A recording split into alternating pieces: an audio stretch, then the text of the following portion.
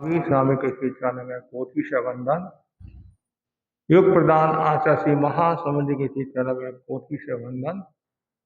मुनिवृंद, उपस्थित धार्य प्रेमी भाई और बहनों, दैनिक प्रवचन के अंतर्गत आज का विषय है ग्रंथ पढ़े जीवन गढ़े। ग्रंथ पढ़े जीवन गढ़े। भगवान महावीर की वाणी है,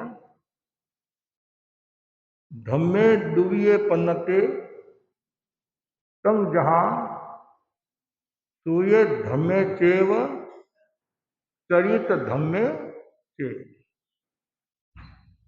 धर्म दो प्रकार का बताया, श्रुत धर्म और चारित्र धर्म। एक विचारों में पवित्रता लाता है, एक आचार को निर्मल बनाता है, एक अपने समान बनाता है और दूसरों को समझाने की प्रेरणा देता है, और दूसरा सबके प्रति समता भावना की वृद्धि करता है। एक स्वाध्याय रूप है, दूसरा सामायिक रूप है। जीवन विकास विचारों की शुद्धि के लिए ग्रंथ का बहुत बड़ा मूल्य बताया है, स्वाध्याय का बहुत बड़ा मूल्य बताया। भारतीय संस्कृति में तीन शब्द बहुत प्रचलित है, ग्रंथ, पंथ और संत। तो तीनों के कारण हमारी भारतीय संस्कृति सुशोभित हो रही है। भारतीय संस्कृति में से एक भी यदि हम निकाल दें, पीछे एक दृष्टि से कुछ नहीं रहा है। इसलिए पंथ का भी मूल्य है, संत का भी मूल्य है और ग्रंथ का भी मूल्य है। जो निरंतर स्वाध्याय करता है तो बहुत बड़ी ऊर्जा को प्राप्त होता है। स्वाध्याय जीवन का अनिवार्य अंग है। स्वाध्याय के समान न अतीत में कोई तप हुआ है, न कोई भविष्य में तप होगा। स्वाध्याय से बढ़कर कोई शक्ति नहीं है।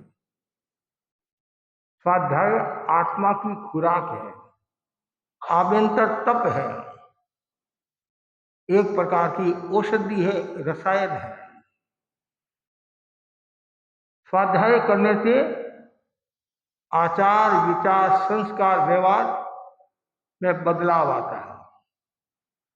स्वाध्याय करने से सकारात्मक चिंतन का विकास होता है, नकारात्मक चिंतन दूर होता है। जीवन विकास में ज्ञान का बहुत बड़ा महत्व है। ज्ञान के बिना न दर्शन स्थिर रह सकता है, न चारित्र की आराधना की जा सकती है। इसलिए ज्ञान का होना जरूरी है और ज्ञान वृद्धि के लिए स्वाध्याय जरूरी है। ज्ञान कंठा दाव अंठा। ज्ञान कंठस्थ होता है तो स्वाध्याय करने में बहुत सुविधा रहती है। जब भी मन हो हम स्वाध्याय कर सकते हैं। 5 मिनट का टाइम है तो भी स्वाध्याय कर सकते हैं, आधा घंटा का टाइम है तो भी स्वाध्याय कर सकते हैं। स्वाध्याय जरूरी है। जितना ज्यादा स्वाध्याय होगा उतना ही व्यक्ति का अध्यवसाय निर्मल होगा, आभा पवित्र होगा और विकार दूर होंगे और संस्कृति मजबूत होगी। सभी धर्म संप्रदाय में वाचन का बहुत बड़ा मूल्य है, ग्रंथ पढ़ने का बहुत बड़ा मूल्य है। अपनी अपनी परंपरा वाले अपने अपने हिसाब से ग्रंथ पढ़ते हैं, कोई कुछ पढ़ता है, कोई कुछ पढ़ता है। हमारे यहाँ आगम पढ़ने का रिवाज है, सत साहित्य पढ़ने का रिवाज है। स्वाध्याय का मतलब क्या? स्व अध्याय। जो विचार सत्य तक पहुंचाते हैं उसका नाम है स्वाध्याय। अपने आप को पढ़ना वह है स्वाध्याय। बहुत जरूरी है अपने आप को पढ़ना, लेकिन हमारा जो स्वभाव है, हमारा जो नेचर है, हम स्वयं नहीं पढ़ते हैं, दूसरों को पढ़ाते हैं। और जब भी अवसर होता है तो उपदेश देने में हम कमी नहीं रखते हैं। आधी रात को हम तैयार है कि तुम स्वाध्याय करो, तुम स्वाध्याय करो, तुम स्वाध्याय करो। अच्छी बात है, प्रेरणा देना अच्छी बात है, तो उससे ज्यादा और अच्छी बात है स्वयं स्वाध्याय करो।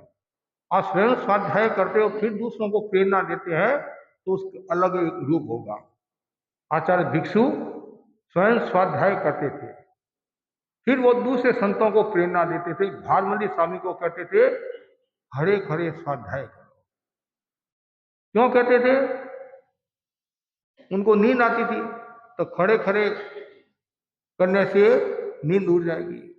फिर उन्होंने भारमंडी स्वामी ने वापिस प्रश्न किया, खड़े खड़े यदि नींद आ गई तो तुम वीर के सहारे खड़ा रहे और कुछ हो जाएगा तो मैं पूंज लूंगा, तुम चिंता मत कर, तुम खड़े खड़े स्वाध्याय करना।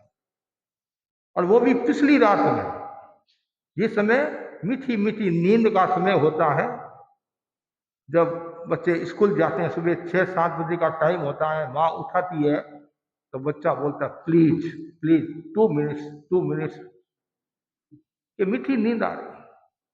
और उस समय स्वाध्याय करना बहुत बड़ी बात है। और सुबह का जो स्वाध्याय होता है, पिछली रात का जो स्वाध्याय होता है, उसका एक अलग ही रूप होता है। ऐसे तो आप कभी भी स्वाध्याय करो, लाभ ही लाभ है, नुकसान तो है नहीं है, लेकिन कुछ समय का भी फर्क पड़ता है। वो सुबह एकदम शांत समय होता है। हमारे सैकड़ों साधु साधु सुबह उठकर कोई 1 घंटा, कोई 2 घंटा स्वाध्याय करता है, माणा करता है, जाप करता है।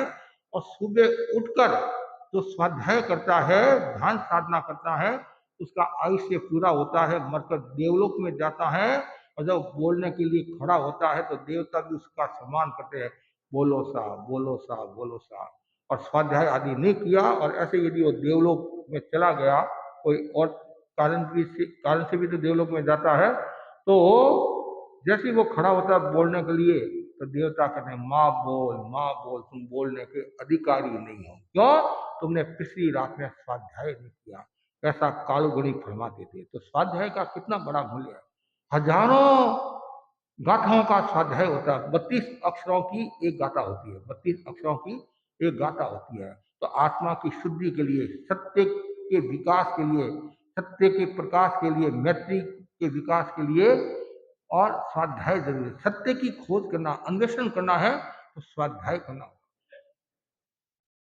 आचार्य महाप्रज्ञ जी ने कितना स्वाध्याय किया, आचार्य तुलसी ने कितना स्वाध्याय किया, उन्होंने कितने गाथे कंठस्थ की, कितना स्वाध्याय किया और कितने साधु साधुओं को उन्होंने पढ़ाया। जितना ज्यादा हम दूसरों को पढ़ाएंगे उतना ही हमारा ज्ञान परिपक्व होगा, ज्ञान ठोस होगा। जितने भी बड़े बड़े वैज्ञानिक लोग हैं वो क्या करते, रिसर्च करते हैं, उसमें जैन आगमों का सहारा लेते हैं, जैन ग्रंथों का सहारा लेते हैं और ग्रंथों का सहारा लेते हैं। जितना ज्यादा वो स्वाध्याय करेंगे, ग्रंथ पढ़ेंगे, उतना ही उनका जीवन बढ़ेगा, मजबूत होगा। निरंतर स्वाध्याय यदि आप करते हैं तो फालतू विचार नहीं आएंगे। पालतू और फालतू बोलते नहीं, फालतू विचार नहीं आएंगे और हमेशा आदमी अच्छा रहेगा। क्यों? उनका एक एक क्षण है वो स्वाध्याय में जा रहा है। और जो निरंतर स्वाध्याय करता है, शुभ अध्यवसाय में रहता है और आयुष्य का बंधन हो जाए तो शुभ गति को प्राप्त होता है, ऊंची गति को प्राप्त होता है। गौतम स्वामी ने भगवान महावीर से प्रश्न किया, सज्जानंग बनते जीवे किंग जने, स्वाध्याय करने से जीव क्या प्राप्त करता है? भगवान ने कहा नारा वर नितम कमु खवे, और ज्ञानावनी कर्म का क्षय करता है। 13वें गुण स्थान के प्रथम समय में ज्ञानावनी कर्म आदि 3 कर्म क्षय होते हैं तो जीव को केवल ज्ञान हो जाता है। केवल ज्ञान कब होगा? तो जब ज्ञानावनी कर्म आदि कर्म क्षय होंगे तब जीव को केवल ज्ञान होगा। केवल ज्ञान, और केवल ज्ञान है और कुछ नहीं है, केवल ज्ञान के अलावा कुछ नहीं है। इसलिए निरंतर स्वाध्याय करो। आप जो प्रवचन सुनते हैं ये भी एक स्वाध्याय है, माड़ा फेरते वो भी स्वाध्याय है, दूसरों को उपदेश देते, सिखाते, पढ़ाते तो स्वाध्याय है। स्वाध्याय का मूल्य हर युग में रहा है। ये जो आगम हमारे सुरक्षित है, इसके मूल पीछे कारण क्या? स्वाध्याय। हमारे सैकड़ों साधु साध्वी, हजारों साधु साध्वी स्वाध्याय करते हैं, आप लोगों को सुरक्षित। और स्वाध्याय करना बंद हो जाएगा तो धीरे धीरे श्रुत की परंपरा विच्छिन्न हो जाएगी, विच्छिन्न हो जाएगी। और कभी कभी ऐसा समय आता है स्वाध्याय नहीं होता तो महत्वपूर्ण ग्रंथ भी चले जाते हैं। कुछ लोगों को कंठस्थ है, उन्होंने दूसरों को सिखाया नहीं, ज्ञान नहीं दिया, तो धीरे धीरे धीरे वो लुप्त भी हो जाता है। क्यों? उस समय कंठस्थ की परंपरा थी, लिखने की परंपरा तो भगवान महावीर के 980 वर्ष के बाद, करीबन 1000 वर्ष के बाद में देवर्षि गणित समाज समर ने लिखना प्रारंभ किया। इसके पीछे भी कारण है। गोत्री में सूंठ का गांठिया लेकर आए। क्या लेकर आए? सूंठ होते हैं, अदरक सूंठ, सूंठ का गांठिया लेकर आए और वापिस गृहस्थ को भुलाना था तो उन्होंने यहाँ रख दिया कि मैं भुला दूंगा। योग ऐसा हुआ वो भुलाना भूल गए, भूल गए। तब तो उनके मन में आया कि मैं सूंठ का गांठिया भुलाना भी भूल गया हूं तो कल ज्ञान भी भूल जाऊंगा, श्रुत की परंपरा भी हमारी विच्छिन्न हो जाएगी। उसके बाद में फिर लिखने की परंपरा शुरू हुई, लिखने की परंपरा। उससे पहले, और वो भी देवर्षि गणित समाज समर के पास एक पूर्व का ज्ञान था। कितना? एक पूर्व का ज्ञान था नहीं देवर्षि गणित की बात में। फिर बाद में तो फिर धीरे धीरे वो भी चला गया, 14 पूर्वी, 10 पूर्वी, फिर करते करते एक पूर्वी। तो एक पूर्वी में भी इतना ज्ञान हमारा सुरक्षित है, और 14 पूर्वी में तो कितना ज्ञान था, कितना ज्ञान था। और 14 पूर्वी भी जो है, दृष्टिवाद के जो 5 भेद बताए उनमें एक भेद पूर्व है, ऐसे 14 पूर्व, और एक एक पूर्व में 10-10, 2-2 करोड़ श्लोक। कितने? 10-10, 2-2 करोड़ श्लोक थे। और कितना ज्ञान, अथा ज्ञान, ज्ञान राशि अथा थी। आज तो कुछ भी नहीं है, थोड़ा सा हमारे को आता है, इतने में तो हम भूल जाते हैं। मेरे जैसा कोई ज्ञानी नहीं है, विज्ञानी नहीं है, प्रखर वक्ता नहीं है। अरे आज तो चोल पटाई पहनना आता नहीं है, प्रखर वक्ता की बात करता है।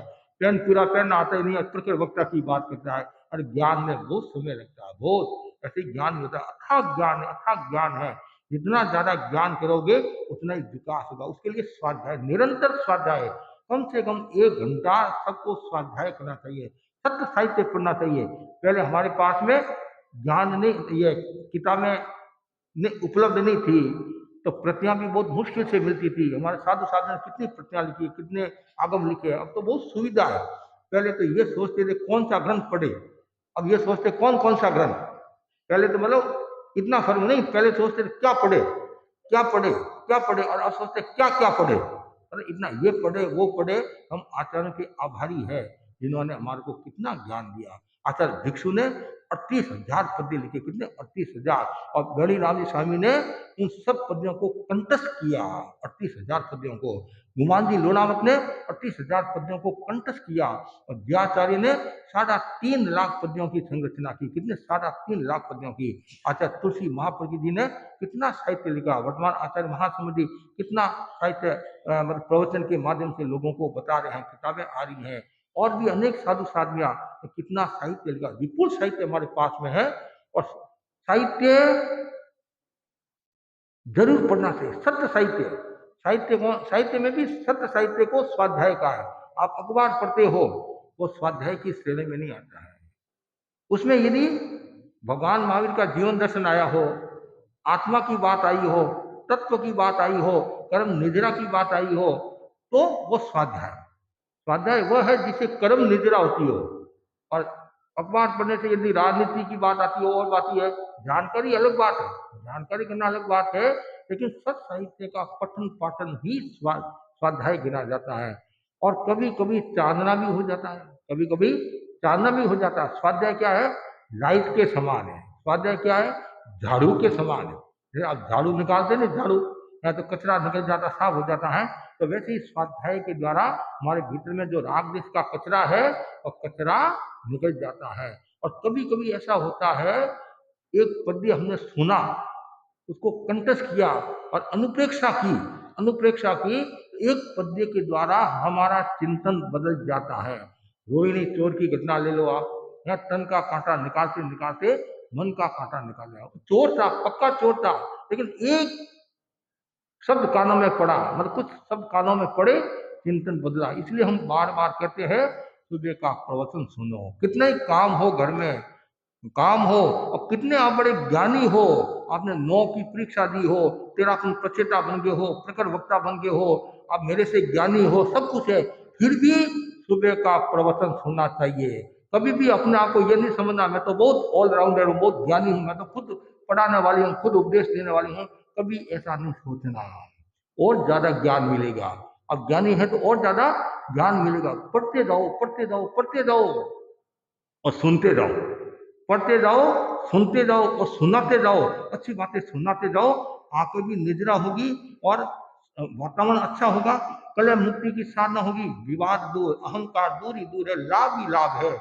आपने एक घटना सुनी होगी, पुरानी एक घटना है, यव राजर्षि, नाम सुना होगा शायद। यव राजर्षि, क्या नाम था? यव राजर्षि। यवपुर नगर था, वहां का राजा यव राजा था। क्या था? यव राजा था। यव राजा था और पत्नी का नाम धारिणी था। पुत्र का नाम क्या था? गर्दभिल। क्या नाम? गर्दभिल। गर्द के ऊपर भी ल आधा लपूरा, गर्दभिल। और लड़की का नाम अणोलिया। क्या नाम था? अणोलिया, अणोलिया।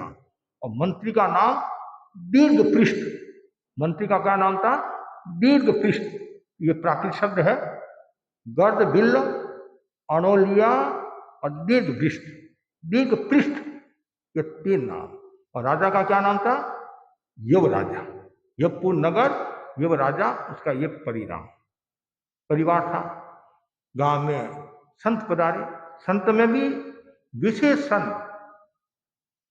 संत चतुर ज्ञान के धनी अभिधान सूरी, उन्होंने उपदेश दिया। ऐसा उपदेश दिया, आम जनता नहीं, राजा यव था वो प्रभावित हुआ।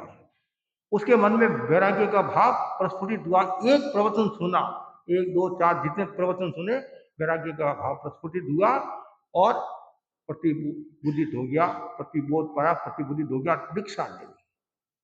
दीक्षा लेने के बाद में साधना शुरू हुई, लेकिन अवस्था में दीक्षा ली थी, बड़ी उम्र में दीक्षा ली थी। बड़ी उम्र में दीक्षा तो लेते हैं तो ज्ञान की आराधना अपेक्षाकृत कम होती है। ऐसे तो बड़ी उम्र में भी सीख सकते हैं और छोटी उम्र में भी नहीं सीख सकते हैं, वो अलग बात है। लेकिन सामान्यतः सीखने का जो समय होता है 15 साल, 20 साल, 25 साल की जो उम्र होती है, इस उम्र में जितना जो सीखा जाता है वह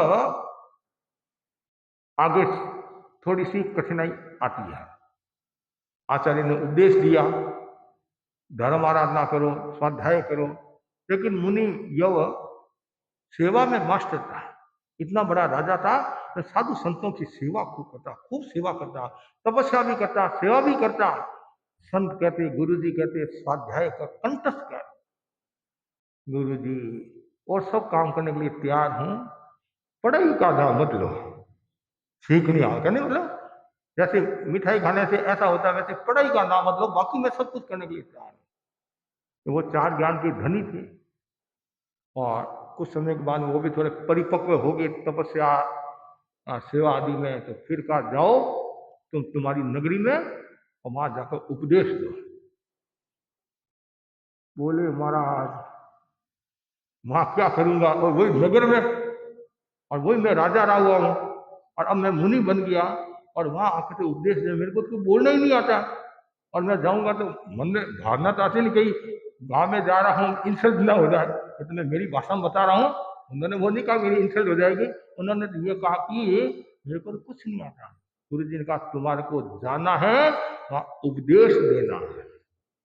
ठीक, ऑर्डर इज ऑर्डर, आज्ञा गुरु का ऑर्डर है। ऑर्डर के सामने तो फिर हमारे मुनि जसकंडी स्वामी थे, सुजानगढ़ के थे, वो छोटी उम्र में उनको सिंगाड़पति बना दिया।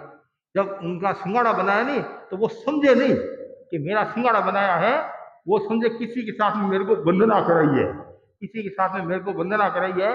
तो मंत्री मुनि मंगललाल जी स्वामी ने कहा, भाई अब तो तुम तो बड़े हो गए हो, मतलब सिंगाड़पति हो गए हो, सिंगाड़पति हो गए, देखो कमाऊ पूत हो नहीं, उनको बाहर भेजते हैं। हम तो कमाऊ पूत है नहीं है, हम तो रावड़ा की रोटी खाने वाले हैं, कमाऊ पूत को बाहर भेजते हैं। मतलब देखो मंत्री मुनि की विशेषता थी इस प्रकार साधुओं को प्रोत्साहित करना है। फिर बाद में उनको पता चला कि मेरा सिंगाड़ा बनाया है, उनका छात्रावास घोषित हुआ, छात्रावास किया। जैसा मैंने सुना है कि जब वो नौका मंत्र बोलते तो भी भूल जाते, मतलब कभी कभी भूल जाता, कभी हमारे को आता। ऐसी बात है उनको नौका मंत्र नहीं आता था, लेकिन आज वही दशकंदी स्वामी दक्षिण में अमर हो गए। सबसे पहले दक्षिण की यात्रा करने वाले कौन हुए? हमारे मुनि दशकंदी स्वामी, नीलाचंदी स्वामी, पृथ्वीराज स्वामी और पालदेव स्वामी गंगाशय, 4 संतों से और जबरदस्त संघ की प्रभावना हुई। तो कब किसका भाग्य खुलता है पता नहीं चलता है। जिनको आज हम सामान्य साधु समझते हैं वो कल विशेष निकल जाता है। ऐसे हमारे अनेक साधु हैं जिनको हम सामान्य समझते थे, आज प्रखर भक्ता है और संघ की सेवा करे, निरंतर स्वाध्याय करते करते स्वाध्याय। तो मुनिराज ने उपदेश दिया, जाना है, रवाना हुए। और एक खेत के सामने कोई छोटी सी जगह थी, वो जगह में वहां रुके। अब बार बार टेंशन, आता कुछ नहीं, आता कुछ नहीं, आता कुछ नहीं, आता कुछ नहीं, करे क्या। लेकिन सामने खेत था, किसका? जब का खेत था और फसल लहरा रही थी। फसल लहरा रही थी तो गधा बाहर खड़ा था, गधा बाहर खड़ा था, किसान अंदर खड़ा था और गधा बार बार देख रहा था कि किसान जाए और मैं खाऊं, किसान जाए मैं खाऊं। भूख तो सबको लगती है, भूख तो सबको लगती है। कभी कभी आपके मन में भी आता होगा, आजकल तो नहीं आता, पहले पुराने समय में सासू महाराज के जाए, वो पीछे से मैं थोड़ा सा घी की बेली खा लूँ। सासू जी तो ऐसे खाने नहीं देते हैं, और पीछे मनुष्य का स्वभाव है, कोई भी हो नहीं, स्वभाव है, छदमस्त है। तो करे क्या? उसमें क्या है, वो किसान था नहीं, किसान, किसान ने एक दोहा बोला, दोहा बोला, इधर उधर क्या देखता, समझ गया तब भार, जो पर तेरी नजर है रे रे घर घबरा, जो पर तेरी नजर है रे रे घर घबरा। जैसे ये पद्य सुना तो उसमें उनको उत्सुकता थी कि क्यों, उसका नाम भी जब था, यव था। एक तो मेरा नाम है, दूसरा उनके पुत्र का जो नाम था गर्दभील, गर्दभ था। तो ये दुआ मेरे को याद हो जाएगा और कम से कम जेठान में काम आएगा। और किसान को कहा, किसान आया जैन मुनि है, तो हाथ जोड़े प्रणाम किया, फरमाओ महाराज क्या? अभी तुमने जो दुआ बोला ना वो मेरे को सिखा दे, मेरे काम आएगा। किसान बोला, मेरा दुआ दुआ कुछ नहीं, तीरनी तुको थप्पड़ी मुको, ये कुछ नहीं है, ये तो ऐसे ही मैंने इस गद्दे को भगाना इसलिए बोला कि तुमने कुछ भी किया होगा, लेकिन मेरे को ये अच्छा लगा। ठीक है, ज्यादा आग्रह किया। अब उन्होंने दुआ सीख लिया। अब वो ये चिंतन करे दुए को भूलना नहीं है। तो पुराने समय लिखने की परंपरा तो थी नहीं, आजकल तो फटाफट लिख देते हैं। और दुआ या बार बार दिन में 5 बार 10 बार कहते होची पूली कटोरे तब आ व्याकरण। तो बोलो आपने सीख तो लिया और स्वाध्याय करते नहीं, रिविजन करते नहीं, तो जल्दी भूल जाते हैं। अभी 5 ढाणों का भी रिविजन हुआ ना, पुनरावर्तन हुआ, 5 ढाणों का हुआ। तो ऐसे सीखना करो और स्वाध्याय करते जाओ, निरंतर स्वाध्याय करते जाओ। इन्होंने दुआ सीख लिया। अब बार बार दिन में 10 बार 20 बार, और कोई काम तो था नहीं, न तो कोई परीक्षा झाड़ का शिविर लगाना था, न कोई जीन विज्ञान की कक्षा थी, कुछ नहीं, बस केवल ये दुआ बार बार एकदम पक्का हो गया। और इसे राजा तो थे, अनुभव तो भी था, अब दुआ सीख लिया, मेरे काम आएगा। अब क्या होता है, एक बार इस बात को छोड़ते हम, इधर क्या होता है, राजा ने दीक्षा ली ना, राजा ने दीक्षा ली। दीक्षा के पहले उनकी जो लड़की थी ना अनोलिया, उसको गोद में खिला रहा था और ज्योतिषी आया और पूछा, भाई लड़की का क्या हाल है आगे? तो ज्योतिषी ने कहा कि ये लड़की जिसके साथ में शादी करेगी वो बहुत बड़ा राजा होगा, बहुत बड़ा। तो टेंशन से मुक्त हो गया। इधर पुत्र का राज्य भी अभिषेक करा के, छोटा था, और दीक्षा ले ली। और मंत्री जो दिग पृष्ठ था, शासन संचालन तुम करना, मत ये अभी बच्चा है, बड़ा होने के बाद में ये। इधर क्या है, उसे दिग पृष्ठ के मन में आया कि राजा का राजा, तो ऐसा करूं लड़के को उड़ा दूं, गर्दभ को उड़ा दूं तो मेरा काम हो सकता है। ऐसे कैसे उड़ाऊं? इनसे पहले ये करूं, जो ये लड़की है अनोलिया, इसका मैं अपहरण करा दूं और फिर बाद में मैं इसके साथ में शादी करूंगा, और शादी करूंगा तो फिर मैं राजा बन जाऊंगा। ज्योतिष में विश्वास था उसका भी। तो हेन टेन प्रकार लड़की का अपहरण करा दिया, लड़की का अपहरण करा दिया। अपहरण कराने के बाद में वो मंत्री खुद ढूंढ रहा है, राजा भी ढूंढ रहा है, सब ढूंढ रहे कि लड़की कहाँ गई, लड़की कहाँ गई। अब लेकिन मिली नहीं, मिली नहीं। अब इधर आचार्य ने उपदेश दिया, वो वहां से रवाना हुए कि भाई जाओ नगर में लोगों को सुनाओ। तो ये पहला पद्य उन्होंने याद किया। अब बार बार इधर उधर क्या देखता, इधर उधर क्या देखता, समझ गया तब मां लो पर तेरी नजर है रे रे गर्दवा। वहां से विहार किया, और विहार करते फिर एक स्कूल में वो ठहरे। तो वहां बच्चे गुल्ली डंडा होते हैं, गुल्ली डंडा बोलते हैं, गुल्ली डंडा खेल रहे थे। और खेलते खेलते क्या होता है, गुल्ली जो है एक गड्ढे में गिर गई, गड्ढे में गिर गई। बच्चे खूब ढूंढ रहे हैं, वो गुल्ली मिली नहीं। इधर इधर बेचारा खूब ढूंढे, कहाँ गई कहाँ गई कहाँ गई कहाँ गई। इधर क्या होता है, उधर से एक नौजवान निकलता है, नौजवान निकलता है। उसने उस गुल्ली को खड्डे में देखा और बच्चे ढूंढ रहे हैं, तो ये बोला इधर गई है गुल्ली का मिली न तुमको भ्रांत, पड़ी गर्त में गुल्ली का जान रहा मैं बात। तुम इधर उधर देख रहे हो, तुम्हारे को मिली नहीं, मैं जान रहा हूं तुम्हारी गुल्ली का, इस गर्त में खड्डे में है, तुम ले लो। और तत्काल ले ली, वो खुश हो गए, उसको साधुवाद दिया, लाख लाख साधुवाद, एक बार ही नहीं लाख लाख सवाद किया। और जैसे ही ये पद्य सुना, उसमें गुल्ली का नाम था, लड़की का नाम अनोलिया था, गुल्ली का था। तो उन्होंने सोचा देखो ये भी योग की बात है, मेरा नाम वाला पद्य मिल गया, बेटे का भी नाम और गुल्ली का बेटी का नाम। तत्काल उसको याद किया कि भाई दर्शन कर, दर्शन किए, फलाना कहाँ से आए, परिचय किया। अभी तुमने दुआ बोला नहीं, और दुआ मेरे को बता दिया, दुआ दुआ कुछ नहीं बना दी, दुआ कौन सा है। ये तो बच्चे को इशारा किया कि तुमने कुछ भी किया होगा, इशारा किया कुछ भी किया, लेकिन दुआ अच्छा है, मेरे को सिखा दे। ठीक है, आपकी इतनी भावना है तो दूसरा दुआ भी सीख लिया और सीख। अब बार बार रिवीजन रिवीजन रिवीजन कि मैं भूल नहीं जाऊं, भूल नहीं जाऊं, तो मैं अकेला हूं। उसमें तो अकेले भी साधना करते थे, मतलब अलग अलग तरह के, मतलब दिन कल्पी भी होते थे और भी होते थे, लेकिन ये समीर कल्पी में भी अलग अलग गुरु की आज्ञा से उन्होंने विहार किया। अब करे करा दो पद्य है। अब और आगे बढ़े, गांव के बाहर, ये नगर में पहुंचे ना, गांव के बाहर पहुंचे और कुम्हार के वहां रुके। कुम्हार, प्रजापति कुम्हार होता है ना, कुम्हार के वहां रुके और मुनिराज अपना स्वाध्याय करे, किसी से बात नहीं करे। क्यों? मेरे को पक्का रखना है, पक्का रखना है, पक्का रखना है, मेरा एग्जाम है, एग्जाम है, एग्जाम है। नगरी में एक तरह का एग्जाम है। इधर बैठे वो दो गाता सितारे हैं। इतने में क्या होता है, बिल में से चूहा होता है ना, चूहा उंदरा, वो इधर उधर घूम रहा है, इधर उधर घूम रहा है। तो इतने में कुंभकार बाहर आया, बाहर आया। तो जैसे कुंभकार को देखा तो भयभीत हो गया और अंदर घुसने लगा।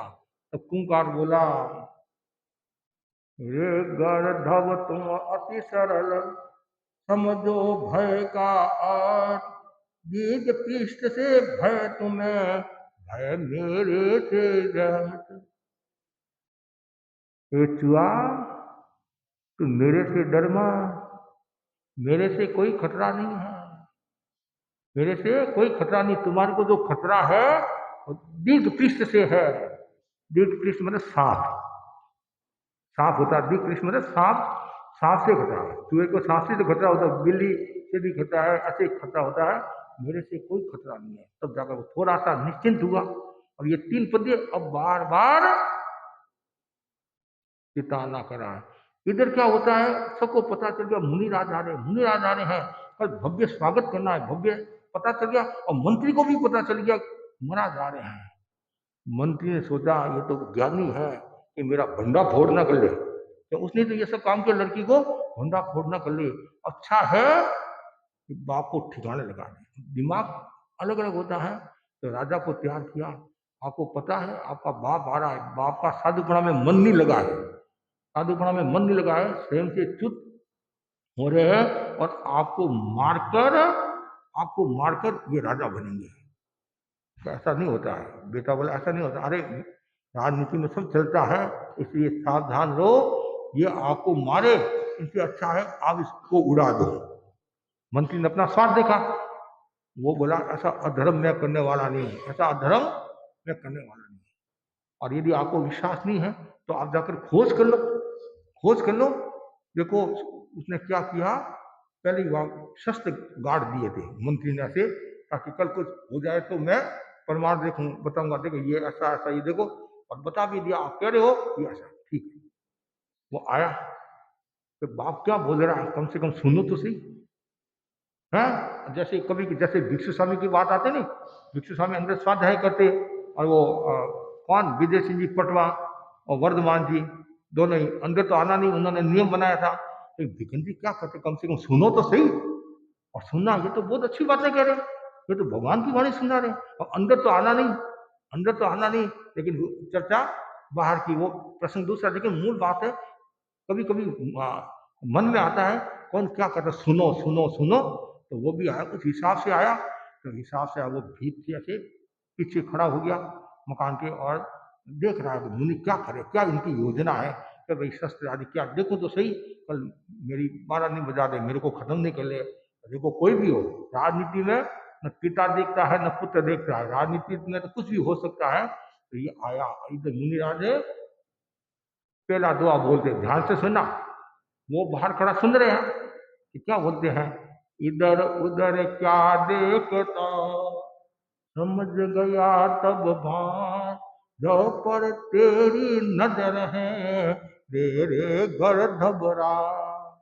हे गर्दभराज, इधर इधर क्या देखता तू, जब पर तेरी नजर है।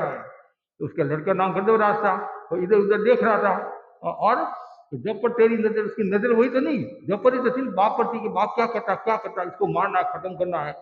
जैसे ये सब सुना, लेकिन मुनि के मन में कुछ नहीं था, मुनि ने तो वो दुआ सीखा था, चिंता ना करे थे। और जैसे देखा पुत्र के मन में आया, मेरे बाप को तो ज्ञान हो गया है, मेरे बाप को तो ज्ञान हो गया है, क्योंकि न तो बाप को मैं दिखाई दे रहा हूँ, न बाप मेरे को दिखाई दे रहा है, फिर बाप को कैसे पता चलेगा तू इधर उधर घूम रहा है, और जब पर तेरी नजर है, और तुम गर्दभ का।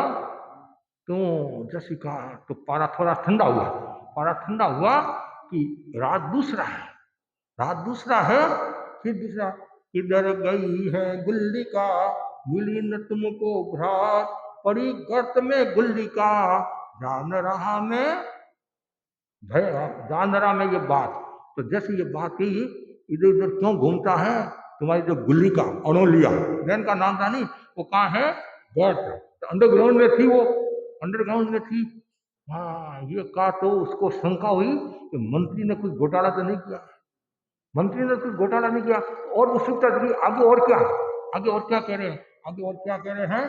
तीसरा बोले, रे गर्दभ तुम अति सरल, समझो भय का आठ, दीर्घ पृष्ठ से भय तुम्हें, भय मेरे से व्यर्थ, मेरे से भय नहीं है, तुम्हारे को तो भय दीर्घ पृष्ठ से है, वो तुम्हारे को कुछ भी कर सकता है। जैसे ये का शब्द का, तो पिताजी तुम साफ है, और ये तो मेरे को तारने के लिए आए हैं, मेरे का उद्धार करने के लिए आए हैं।